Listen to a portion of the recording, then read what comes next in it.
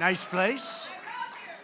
I guess you've mostly been here, but you like it a lot better with Trump than you like it with Biden.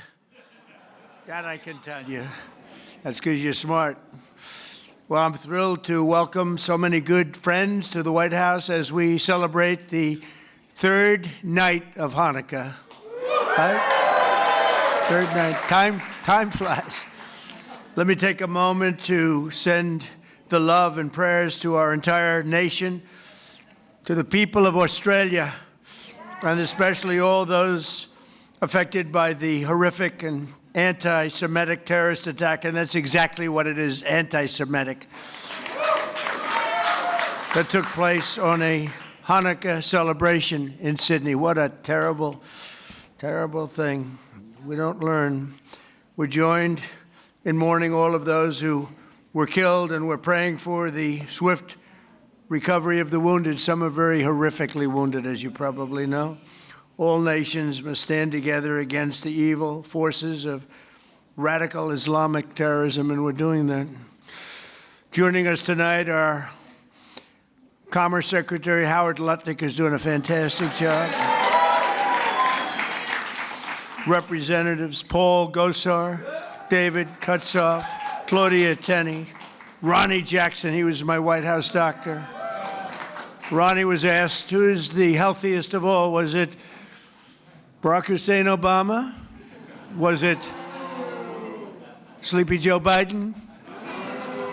Or was it Donald Trump? And he said Trump was by far the healthiest. He was the doctor for all three of us, and he said Trump was by far the healthiest. I love him. If he didn't say that, I would have never have talked to him again. Where is Ronnie? Is he here? Ronnie Jackson, what a great legend. Josh Gottheimer's here. Mr. Salt is here, Mike Lawler. He's the only guy could have gotten that for New York. Nobody else. He worked so hard on that. Will you please focus on the midterms, please? Do you mind? Okay. Because you can do it. Jared Moskowitz. Thank you, Jared. Thank you, Jared. Max Miller is here. Great old Max. He was my music man in the White House. He knew music better than any human being. Craig Goldman. Thank you, Craig. And Randy Fine, new to Congress, but he's done a great job. He's been great. As well as the mayor of Boca Raton, Florida, Scott Singer. Thank you very much. Thank you, Scott. Good place. I love Boca. National Chairman of the Republican Jewish Committee, Norm Coleman. Thank you, Norm. Looking good, Norm. CEO of the Republican Jewish Coalition, Matt Brooks. He says Trump is the greatest president we've ever had, so I like him. I'll take Matt any day. Thank you, Matt. CEO of the Israeli-American Council, Ellen Carr. Thank you. We have a man, I have to take a little time. Because every Saturday night, used to be Sunday, then he did so well that they put him on Saturday too, Saturday night. Do you know who I'm talking about? Because there's only one has Saturday and Sunday. And Saturday is considered Death Valley, but it's not death because of ratings. Nobody gets good ratings. Although actually my daughter-in-law is doing well, and you always did well. The great one, Mark Levin.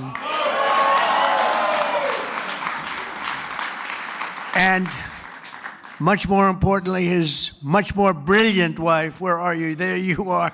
Would you come on up here, both of you? Get up here. Get up here. Look, every Saturday, every Sunday, I'm forced to watch television to listen to this guy talk about how frickin' great I am. Because he does like Trump. There's no question about it. Come on up here, Mark. Get up here. Come on up. What a beautiful couple. Did you get lucky? If you weren't a genius, you wouldn't have a wife like this. Mark, say a couple of words. Come here, darling.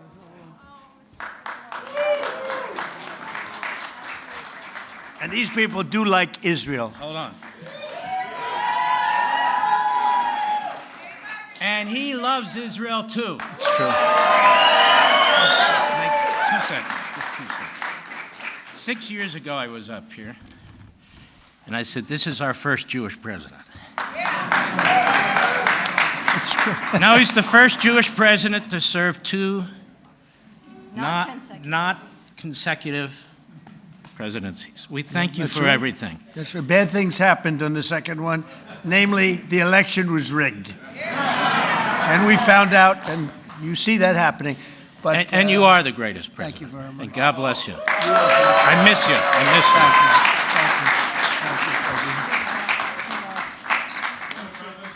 you. Take care of that guy. Take care of that guy. No, he's so great. Thank you, Mark, for both being here. You both really are amazing. So, Rabbi Yehuda Kaplan. Thank you, Rabbi.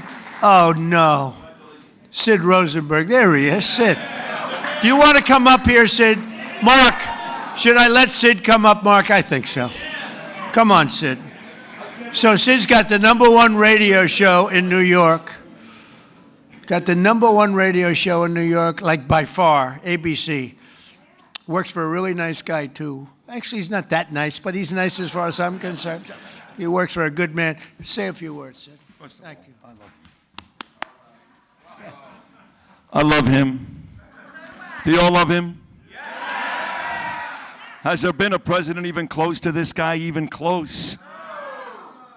And now I know I love him. He starts tonight talking about Australia. Good luck with anybody else in our government, starting with the Jewish people in Australia. Nobody better. And the fact that you called me up on stage, I'm going to say this. My beautiful wife Danielle's in the audience. The birth of my 2 children. Outside of that, President Trump, this right now is the greatest moment of my life.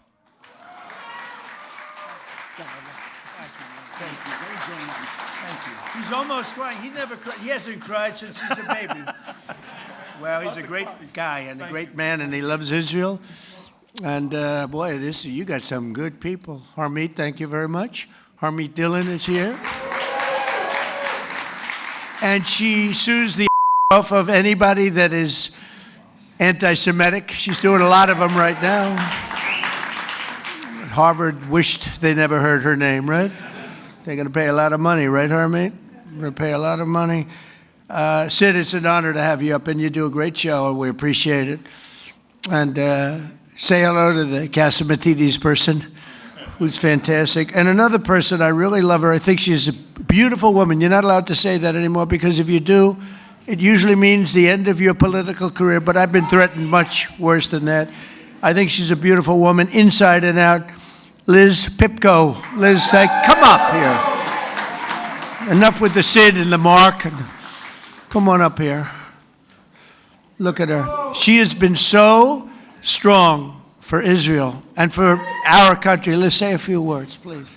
Hi, thank you. First, I want to address the elephant in the room, which is me tonight. I am grateful to President Trump for so many things, but now most of all, I'm grateful for this tiny miracle which exists because Donald Trump ran for office in 2016. I met the love of my life on that campaign, and now in addition to saving the world, I will have a child, thanks to President Trump. And much more importantly, the Jewish people have been through a lot, of course, the last few years, last weekend, and I just hope on this holiday of miracles, we realize what a miracle it is to be in the greatest country on the face of the earth, in the most beautiful building, and with the greatest president this world has ever seen.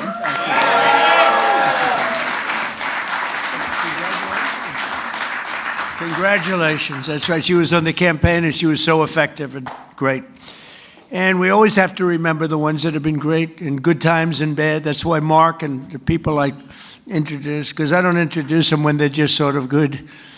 When they're good, everyone's good. The day after I won the election, they were all, "Sir, I just want to tell you, you're the greatest person I've ever seen. Thank you, sir. I'd love to have dinner sometime. Where have you been for the last 2 years?" We have a lot of those people, mostly those. Jason, how are you, Jason? Jason Greenblatt. Do you know Jason Greenblatt? He worked for me for years. He's a great lawyer. Then he made a lot of money, and he said, "I'm getting out." And you focused on Israel, right? That was the focus. He says, "I love Israel. I just want to focus on Israel." It's good to see you, Dave. I haven't seen you in a long time, but he was a great lawyer. Here's another great lawyer, David. Good to have you here. Good to have you here, David. And we have another person that's a very special person. She received the Presidential Medal of Freedom. She is a beautiful woman, actually, in my opinion. Another one. That's 2 reasons now. And third, by the way, Mark, we have 3 reasons, Mark, because your wife is incredible, always, from day one. But I think it's okay if we ask Miriam Adelson. Do you want to come up, Miriam? Come up here, Miriam. Miriam gave my campaign, indirectly and directly, $250 million. She was number 1. When somebody can give you $250 million, I think that we should give her the opportunity to say hello. And Miriam, make it quick, because $250 million is not what it used to be. Okay? Hello, darling. Come in. Incredible woman with a great husband, a man that loved Israel. Well, Mr. President, when you were in the Israeli parliament and you gave a speech and you saw me from far away, at that time I came with a scooter to the parliament just to hear you. I wanted to hear you alive. And then you say, Miriam Adelson, and I stood for a second, but it was so painful, so I sat. Then you screamed, Miriam, stand up! And I wish you would have known, but I stood up and heard all your compliment, and thank you very much. I saw you back there standing. Yeah, you saw me. She stood Thank up you. bravely. And now I met Alan Dershowitz, and he said the legal thing about 4 more years, and I said, Alan, I agree with you, so we can do it.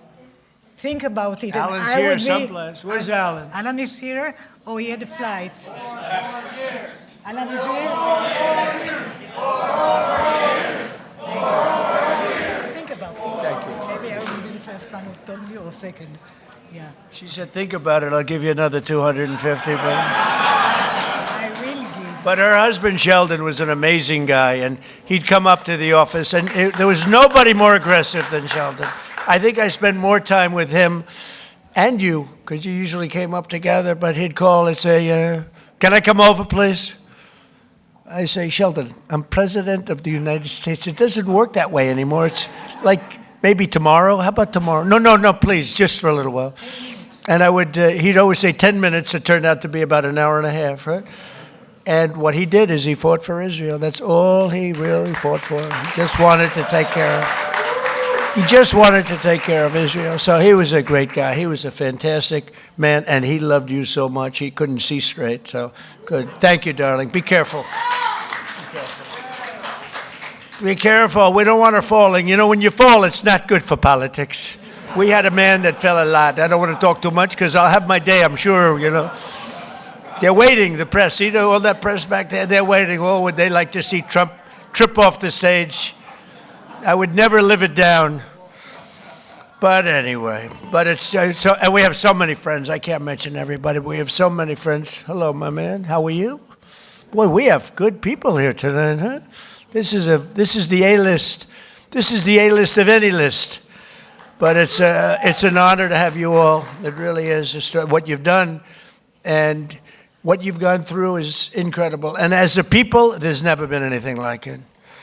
You know, I told Bibi, I said, you know, it's amazing what you've done. Because when you look at the Middle East, you take a map of the Middle East, I said, the land is so small.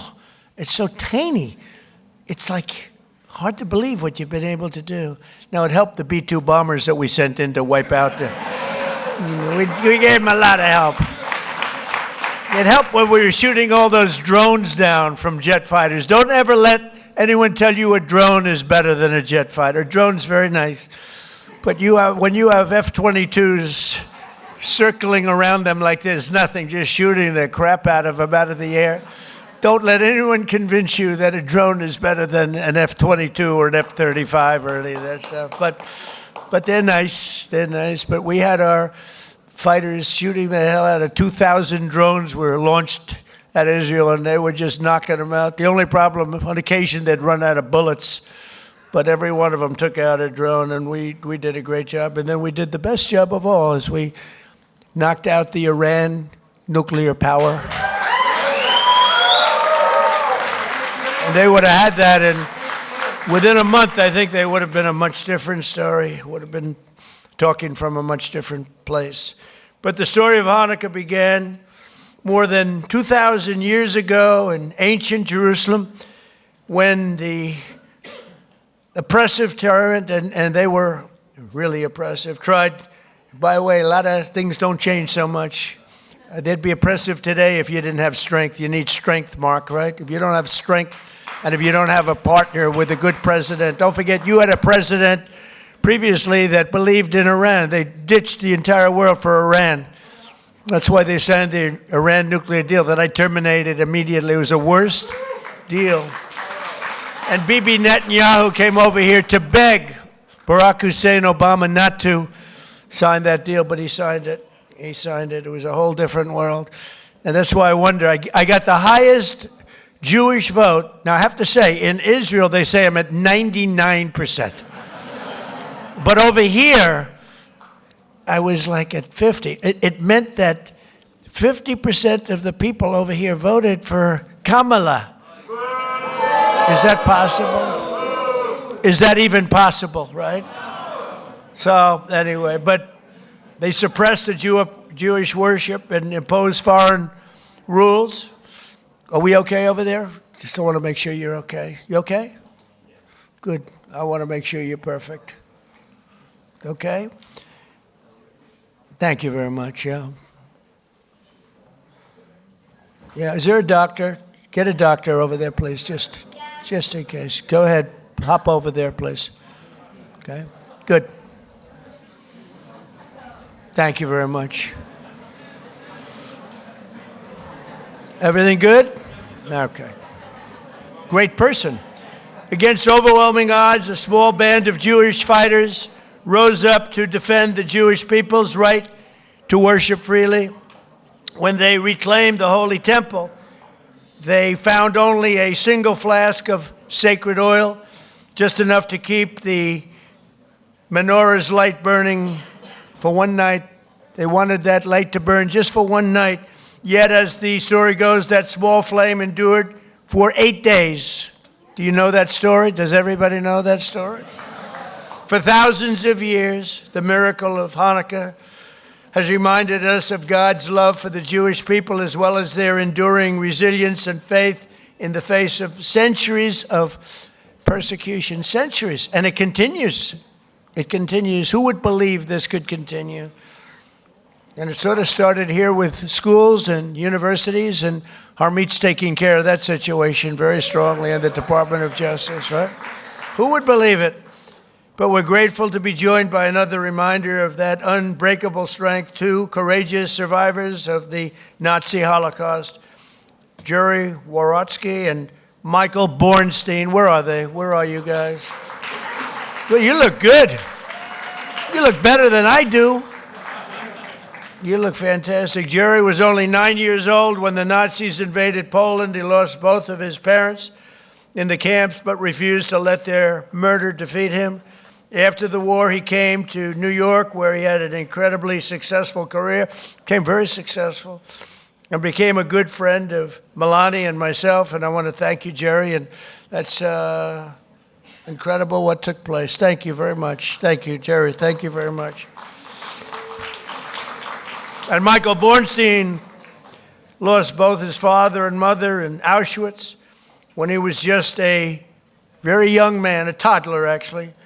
Through the love and sacrifice of other family members, he managed to survive and reunite with his mother in later years.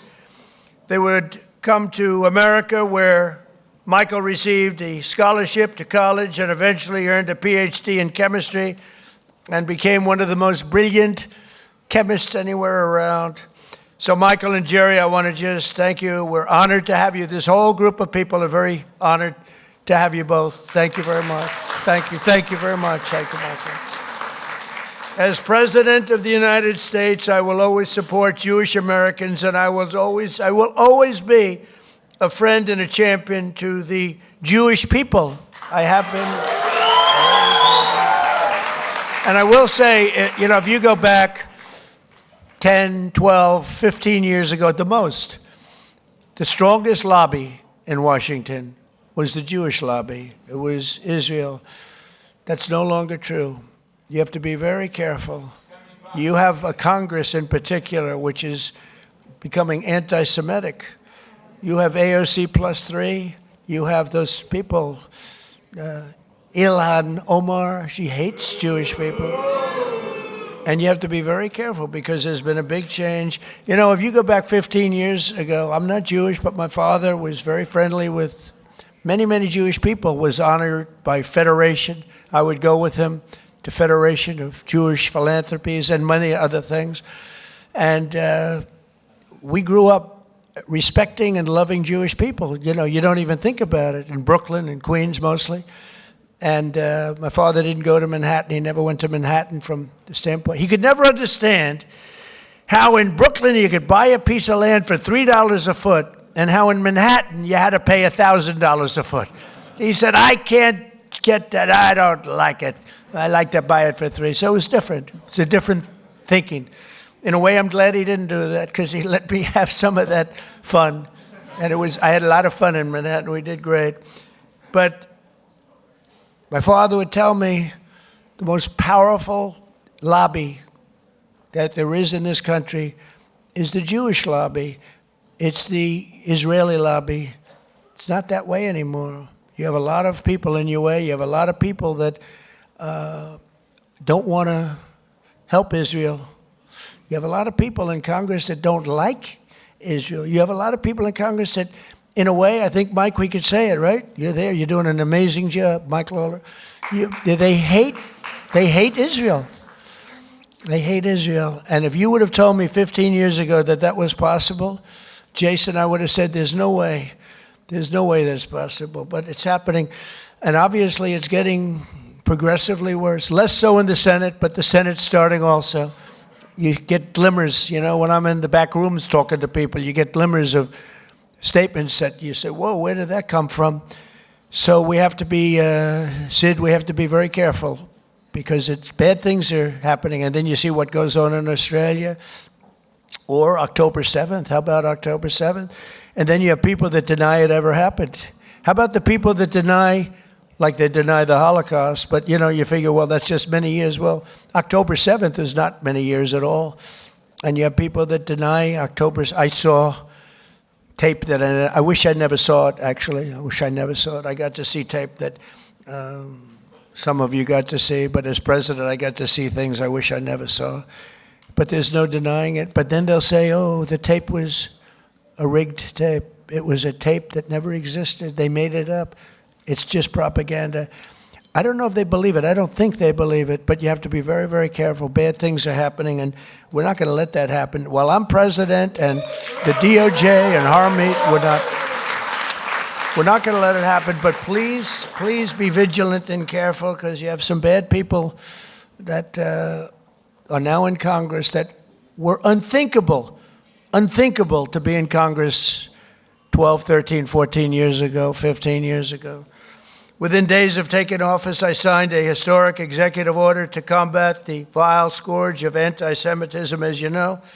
It's the strongest executive order of its kind ever signed.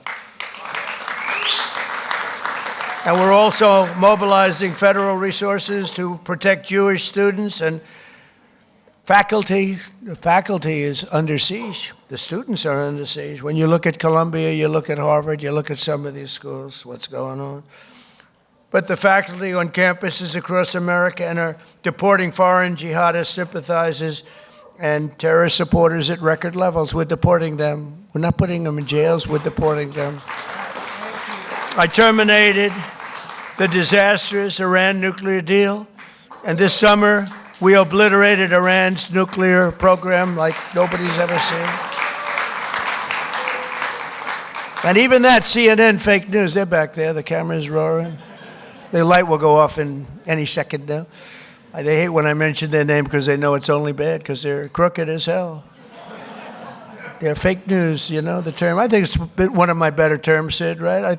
I don't think anybody takes it away. We have some good ones, Pocahontas, but I think fake news is probably pretty good. The only problem is it's actually not strong enough. You know, fake, it's crooked, corrupt, disgusting news, but we'll have to do with fake. But Sid, fake isn't strong enough. That's the only problem. It's actually, I wish I could come up with a word that's really more powerful than fake, but fake is good enough.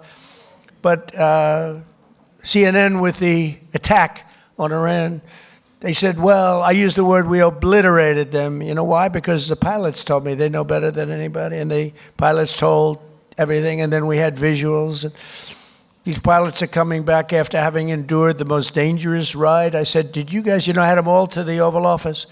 After 2 weeks after the attack, I had them all. I had the pilots, and I had the people that maintain the planes. I had the people that fly the tankers. We had 52 tankers because we had the 7 major planes. We also had 4 planes flying in different, of the B-2, flying in different directions. Iran didn't know what the hell was happening. But we had a whole force of F-22s, most beautiful fighter jet ever made, most powerful fighter jet ever made. And F-35 is a brand new one.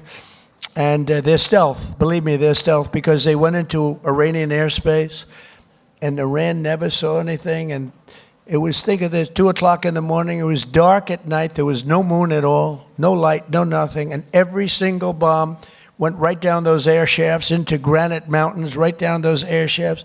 At 2 o'clock in the morning with no vision, every single bomb hit its target. And CNN said on the way back, they were on the way, they hadn't even landed yet, well, maybe the attack wasn't that bad. Because I used the word obliteration. I turned out to be right. The Atomic Energy Commission shortly thereafter said it was total obliteration. Iran actually said it was total obliteration. In fact, they said touchdown. Yeah, it was a touchdown. But it was amazing. And we've never had an apology from CNN, So you have fake news against you, fake news. And I didn't fight for you. I wasn't fighting for you there. I was fighting for those pilots that were so brave to go there. When they came into the Oval Office, I said, you can't seriously enjoy this. They said, sir, we enjoy every minute of it. We were practicing this and the predecessors. We were practicing for 22 years, they said. For 22 years they were practicing. And no president had the courage to let them go and do that. They wanted to do it for 22 years. And the predecessors, mean the young pilots at the time. But for 22 years, 3 times a year, they were practicing that run. And I'm the one that said, let's go get them, let's do it. And if we didn't, and they thanked me. But I did say to the pilots, enough is enough. I said, do you really like being in that plane when they're waiting for you? They know you're coming, it's dark, it's cold, it's everything is, and you're in a plane, and there are bullets flying all over the place, sir. I wouldn't trade this for anything in the world. Can you believe these people? And I love you people, but I'm not getting in that plane. I love you guys, but these people are unbelievable. The talent they have, the way they can fly those things, the way they can aim it at a target in the dark of night, the darkest you've ever seen. They wanted to be as dark as possible. They didn't want anything. And the only time anybody could see those planes was when those bomb chutes open up, because it becomes totally unstealth when it goes. I explained that to Mark Levin once. You're going in, you go like this, and as soon as it goes like this, for some reason, the plane is totally visible, not good. And I watched it happening, and it's like I'm sitting home watching it, it's amazing. The Situation Room is an amazing place. But I watched him go, bing, bing. It went bing, bing, and 2 massive 100,000-pound bombs come pouring out. And the job they did was incredible. I mean, compare that to, I thought he was a nice man, but compare that to the Jimmy Carter attack on Iran. That was not good, with the helicopters and the men running all over the place trying to get the hell out of there. This was not good. This was the single greatest military attack that anyone's ever seen. And that sort of put an end to, we helped Israel very much, as you know, with their attacks on Iran before that, but that really put an end to it because they were about a month away from having a nuclear weapon. I officially recognize the true capital of Israel and opened the American embassy in Jerusalem. Is Julie good? Where's Julie? Oh, good. I thought it was you that went down. It wasn't you? Oh, good. I was worried about, I didn't care about anybody else. I said, is Julie in trouble? I thought it was you. Good. It's somebody else. I wish them good luck, but I don't want that to happen to Julie. That's Mark's wife, by the way. And yeah, we love Julie. But I didn't see Julie ever going down. She's like a rock, right? Mark, she's a rock. I wouldn't want to have her as my enemy. She was also a great lawyer, by the way. I also recognize the Israeli sovereignty over the Golan Heights. Right? And that's one they didn't even ask me. Even Sheldon, who was the most aggressive human being there is in the entire world, this incredible woman, although she had total control. He was aggressive with everybody, but Miriam, he would play games with Miriam, but he was actually a sweetheart. But he never even asked me about the Golan Heights because he said, that's a step too far. I actually gave it because I called up. I heard so much about Golan Heights. From Jason Greenblatt, I heard it, from so many people. And I actually asked David Friedman. I said, he was the ambassador at the time, good guy. He said, and by the way, Mike Huckabee's doing a great job now. Two good ones, two very good ones. But I asked David Friedman, I don't know if David's here, but I asked him because he is so Israel-oriented. I mean, he's great. I said, David, tell me about Golan Heights in 5 minutes or less. You know, I'm taking in like 1,000 years of history in 5 minutes. I said, give it to me in 5 minutes or less. And after about 2 minutes, I said, I understand. You need it so badly for so many other reasons. You need it for defense. You know, in the old days, before we had all the sophisticated radar and all the things, it was everything because you were up high. But I learned enough, and I signed the Golan Heights, the rights to the Golan Heights over to Israel. Nobody thought that was possible to get. They've been working on it for 70 years, Mark. 70 years. You know, planes would fly into places that have meetings that would last 2-3 days. All they talked about was the Golan Heights, right, Jason? And nobody ever did anything. But I did it, and we did it quickly. And I say, good luck to you. Then I found out the value of it, trillions of dollars. It could be worth, if you think, trillions of dollars. I said, you know, maybe I should have asked him for something. But with Jared Kushner's help, Jared has been a great fan of Israel, the Kushner family. And by the way, how good is Steve Witkoff doing, right? You know, I got Steve involved in Russia, Ukraine, and the Middle East. We have, by the way, bottom line, we have legitimate peace in the Middle East. You know, you may have a little outbreak every once, but we have 59 countries all signed on. They'll do whatever is necessary. And Hamas, say what you want. Hamas, you know, we got back all of the hostages and all of the dead, young, beautiful people that were dead. And nobody thought that would happen. In fact, I even said, the toughest are going to be that final 20. We're never going to get them. But we played very tough, and we were very tough. We meant it. And we wanted to get back the 28 dead. 28 dead, young, beautiful people dead. Most of them, I think, pretty young. All of them pretty young. And the parents came up to me, and I told the story before. We had another little celebration of Hanukkah before. But I told the story before where the parents were as dedicated to getting their dead son back as they were to getting the live son back. It was an amazing and a beautiful thing, but I didn't think it would be possible. And then when we got the 20 back, when we got the live back, we didn't have anywhere close to the 28 dead. And I said, there's no way, but I said, you got to get them back. You got to get them back. I told that to Hamas, you got to get them back. And you know what? One by one, we got them back. And we got the last one back. We got them all back. And amazing, though, those parents were as dedicated, I can't say more, but they were as dedicated as the parents who knew their son was alive, and they begged to have him. And I'm very proud of it. I thought the last 20, and it was tough, I didn't know. But Steve Witkoff was great. Jared Kushner was great. And, you know, Jared's a brilliant guy, we all know. But Steve's a great deal maker. But I noticed one thing about him. He had the greatest personality. He was a real estate guy in New York. He knew less about rivers and meets and bounds in Russia and the various places he's working on. He knew nothing about it. But I recognized for 20 years, I've been dealing with everybody in New York. I said, Steve has the best personality. I have other guys that are great deal makers, but you have to go into World War III before the deal. We didn't want that. I said, everybody loves Steve. He's a great deal maker, but everybody loves him. And that's what turned out to be. People love Steve. And I think we're going to be pretty close. I mean, we're going to see. I thought the easiest war to settle would be Russia, Ukraine, because they have a good relationship with Putin. It would have never happened if I were president. That would have never, and it didn't happen for 4 years. Putin understood. Would have never, ever happened. But Steve has done a fantastic job, and he loves Israel, and he's done a great job. So we did Israel, and we did peace in the Middle East, and we have a real peace. That's a real peace.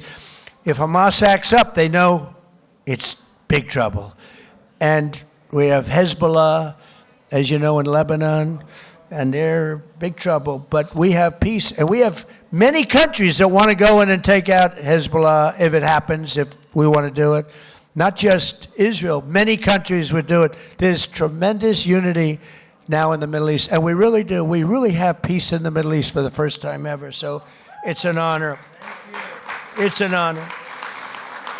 So we did our ceasefire agreement to end the war in Gaza, which everybody said was an impossibility, and we begin the new era of that beautiful peace in a place that nobody thought peace was possible, the Middle East. So congratulations to everybody in this room. Everybody wanted it.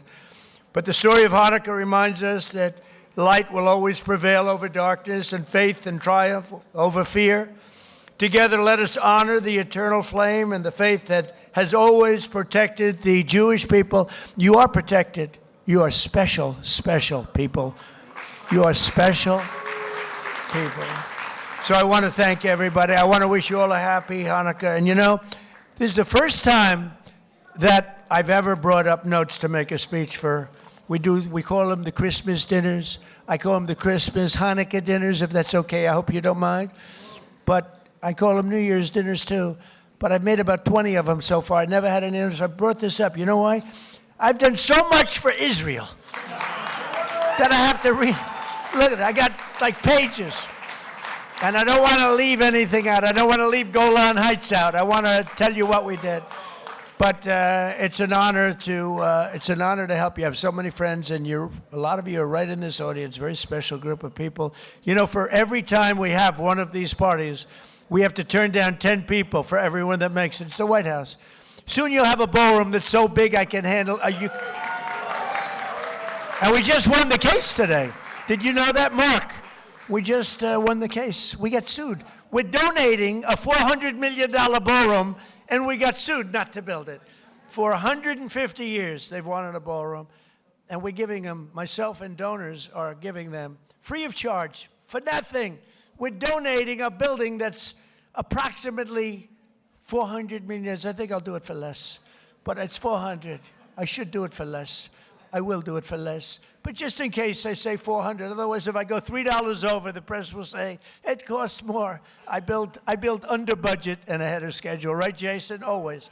I know how to build under budget. I build good. But we won the case. They asked for a restraining order to stop us from building a magnificent ballroom. I said, who would ask for a restraint? We're giving them, Sid, a $400 million. It'll be the most beautiful ballroom, and it'll handle inaugurations. It's got 5-inch thick glass windows. It's impenetrable by anything but a howitzer. It's impenetrable. Now, I will say, if I'm up making a speech someday, Mark, and I hear ding, ding, ding, I'm out of there.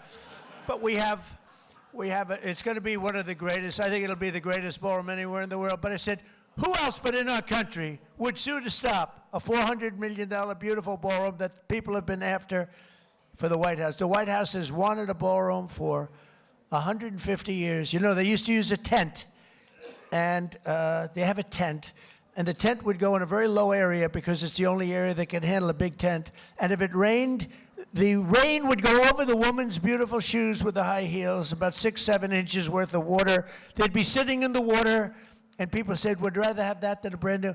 This ballroom is going to be amazing. Also designed to handle the inauguration so that you have total safety from not only the weather. January 20th is always a disaster from a coldness standpoint. But, you know, we had it in the Capitol, and there was nothing more beautiful. But from a safety standpoint, we can do better. So we're going to have something that's really, really spectacular. And I thank the judge on the case for the courage in making the proper decision, because we didn't want to be held up. We would win that automatically anyway, but we didn't want to be held up or delayed. We want to go. And right outside, you see the pile drivers going boom, boom, boom. And my wife is being driven crazy. She said, this is not what I had in mind. You know, the first day she was great. She heard these piles that go down 150 feet into the ground. Boom. Second day, she was okay.